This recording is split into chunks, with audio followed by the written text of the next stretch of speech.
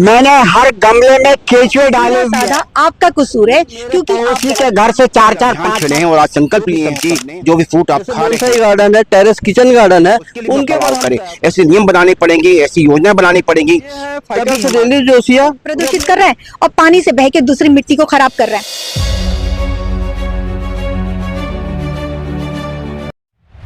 राजधानी रायपुर का oxygen garden में मौजूद हूँ। यहाँ पे आज कला परीक्षण शिविर का आयोजन किया गया है। मैम, ये कला परीक्षण शिविर जो आयोजन किया गया है यहाँ ऑक्सीजन गार्डन में, किस लिए किया गया है?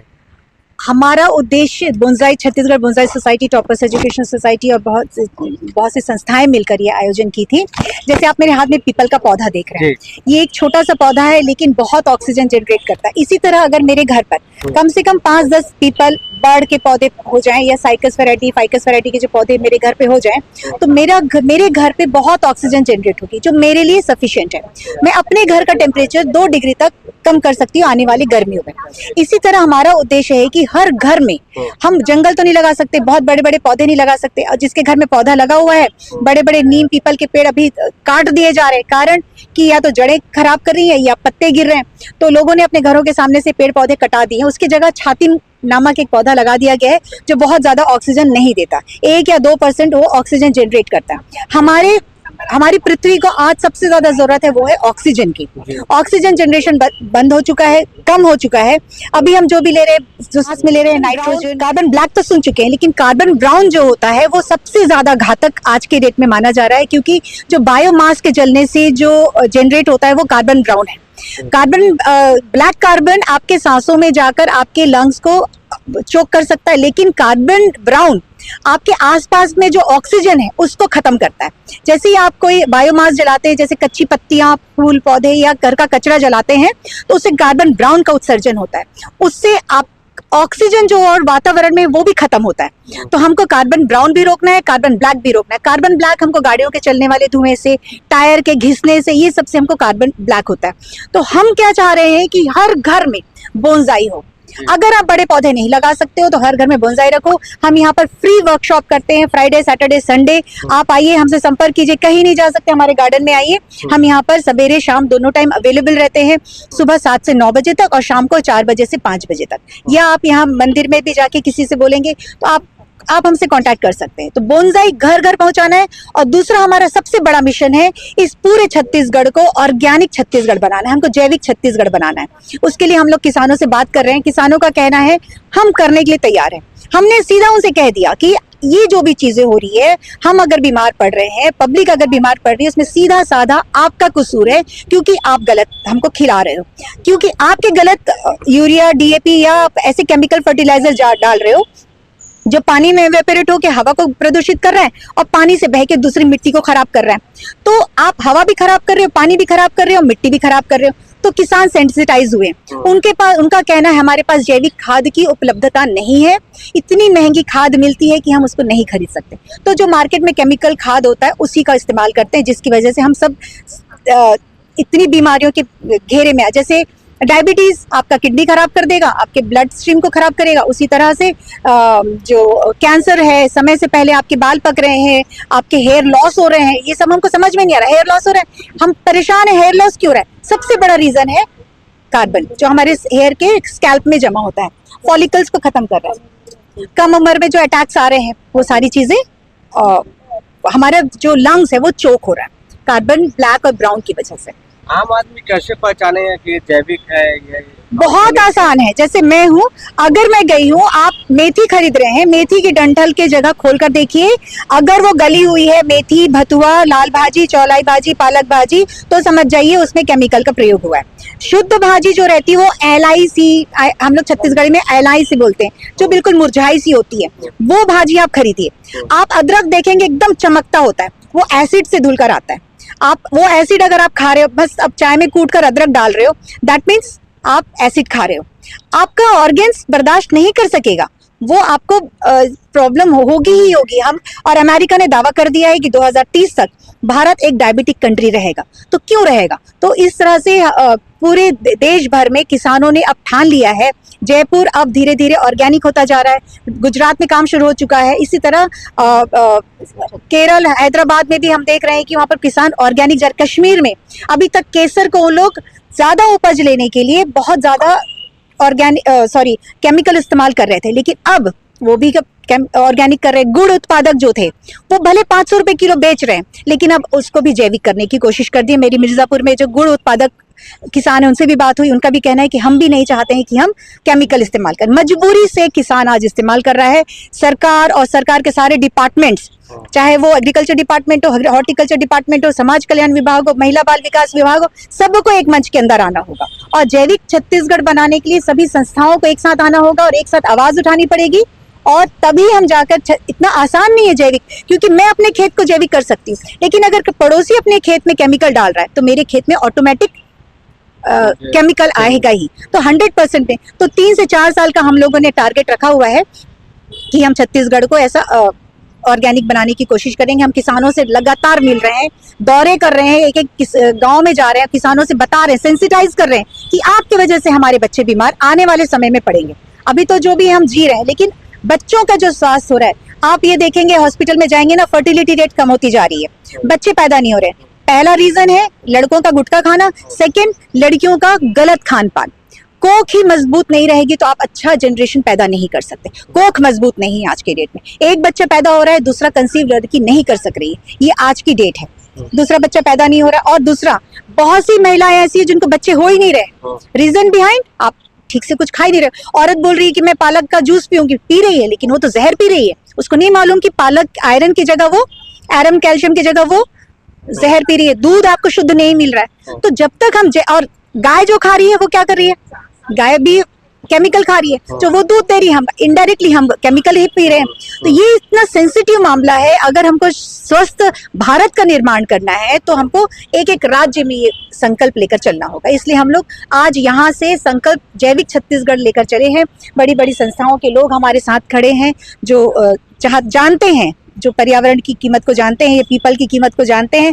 अगर पीपल आप बाहर नहीं लगा सकते, अपने घर के अंदर 10-15 पीपल, बड़ और नीम ये सब लगा लीजिए, आपका घर खुद जैविक हो जाएगा। मैम अपना परिचय दे दीजिए। मैं समीना खान हूँ, टॉपर्स एजुकेशन सोसाइटी की अध्यक्ष हूँ और छत्तीसगढ़ बोनसाई सोसाइटी के साथ मिलकर काम करते हैं। बताइए कौन सी संगठन से आप?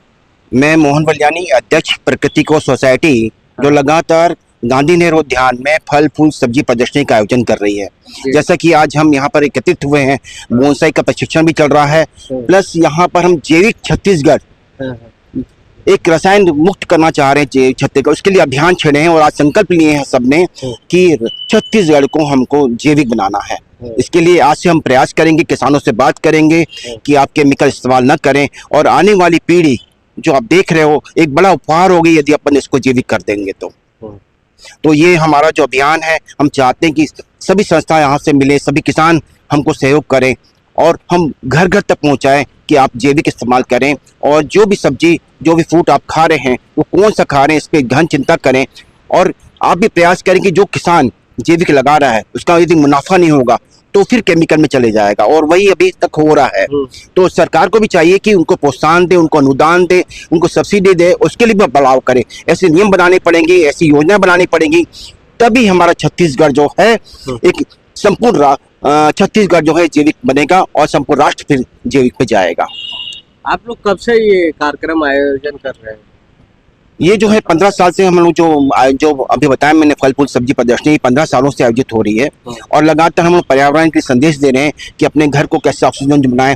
वर्कशॉप हो रही है हमारी, हर 3 महीने में एक वर्कशॉप होती है जिसमें हम ये बताते हैं कि आप अपने घर में कैसे सब्जियां उगा सकते हैं, कैसे अपने किचन गार्डन बना सकते हैं, कैसे अपने घर को ऑक्सीजन बना सकते हैं, कैसे अपने जो गीला कचरा और सूखा कचरा में आज नगर के भी बहुत परेशान है, तो कैसे आप अपने गीले कचरे को बाहर न फेंके, वो बहुत कीमती है, उसको आप अपने घर में ही खाद बनाएं जो आपके लिए, पेड़ पौधों के लिए, सबके लिए उपयुक्त है।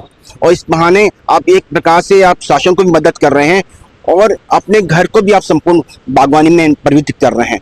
तो ये हमारा भरपूर प्रयास और लगातार हम लोग विभिन्न संस्थाओं से मिलकर ये प्रयास कर रहे हैं।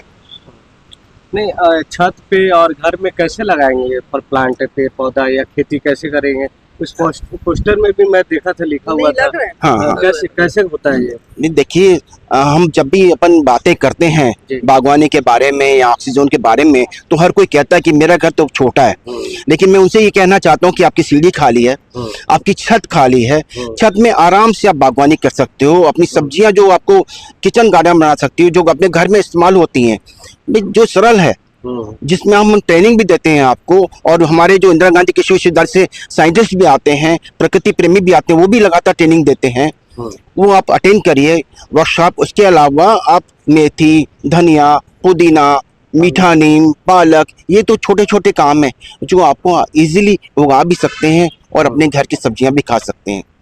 मुझे याद है कोरोना काल में इसमें बहुत ज़्यादा सबको समझ में आया था कि ऑक्सीजन की कमी है और इसके बारे में अच्छा प्रतिवाद भी मिला, लेकिन फिर लोग भूल जाते हैं और फिर उसी जीवन शैली में आ जाते हैं कि आप पिस्ता में चले गए, ये जो है जो आप देख ही रहे हो, गलत चीज़ों में, खान पान में चले जाते हैं। आने वाला समय फिर कठिन हो सकता है। बार बार आप देख रहे हो कि हार्ट अटैक की समस्या आ रही हैं, यंग बेच जा रहे हैं, बच्चों जनरेशन में प्रॉब्लम आ रहा है, शादियाँ देरी से हो रही हैं। ये क्या है? आपने देखा होगा कि सबको माइग्रेन का प्रॉब्लम आ रहा है, बेचैनी बढ़ रही है, कई लोगों को देखा होगा। तो ये क्या है? ये ऑक्सीजन की कमी के कारण होता है। सर दर्द क्यों हो रहा है? ऑक्सीजन की कमी के कारण हो रहा है। जब तक आपके पास ऑक्सीजन नहीं पहुंचेगी तो आपके पूरे ऑर्गन्स काम नहीं करेंगे। तो जरूरी है कि आप ऑक्सीजन ज़्यादा से ज़्यादा ग्रहण करें और अपने तक पहुंचाएं। इसीलिए हमारा ये अभियान है कि हर घर बागवानी बने, हर घर किचन गार्डन बने और हर जैविक पहुंचे घर घर। वर्मा छत्तीसगढ़ बोनसाई सोसाइटी का अध्यक्ष हूँ और हमारी संस्था पूरे छत्तीसगढ़ में काम कर रही है। छत्तीसगढ़ के साथ साथ बोनसाई वर्क में इंडिया में काम कर रहे हैं और इंडिया और वर्ल्ड ऑर्गेनाइजेशन जैसे चीन है, जापान है, ये सब अपने अपने स्तर पे बोनसाई का प्रशिक्षण दे रही है और हम भी यहाँ पर प्रयास कर रहे हैं कि बोनसाई के माध्यम से एक ग्रीनरी ऑक्सीजन जनरेट हो।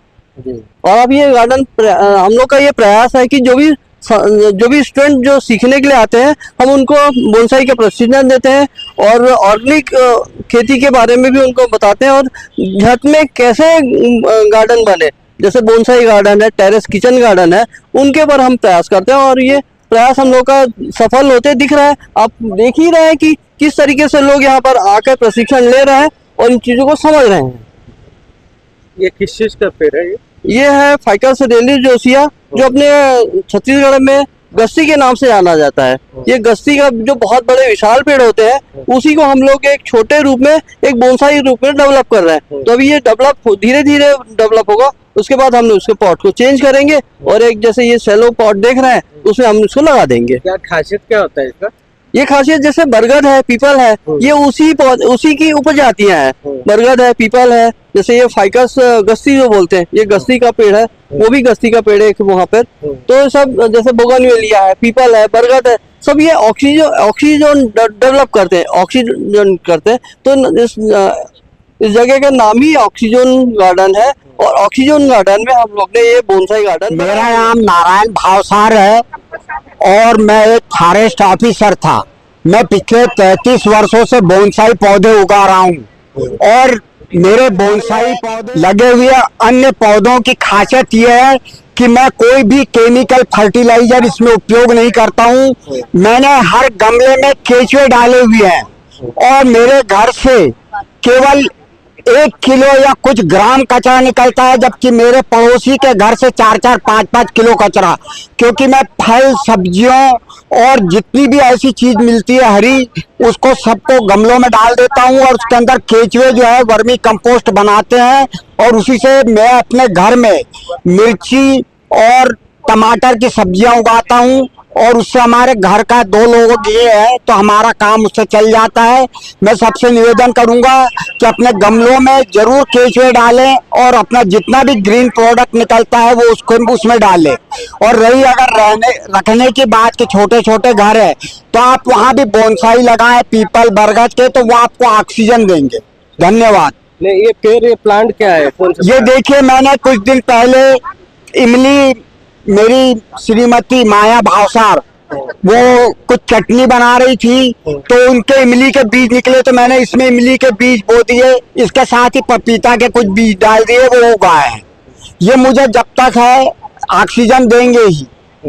तो मेरा उद्देश्य यही है कि कोई भी बीज मिले घर में तो उसको कहीं भी किसी जगह पे उसको डालिए बरसात के समय में, ताकि वहां पर कोई पौधा उगाए। कम से कम 50 बीज डालेंगे तो 2-4 तो उगेंगे ही।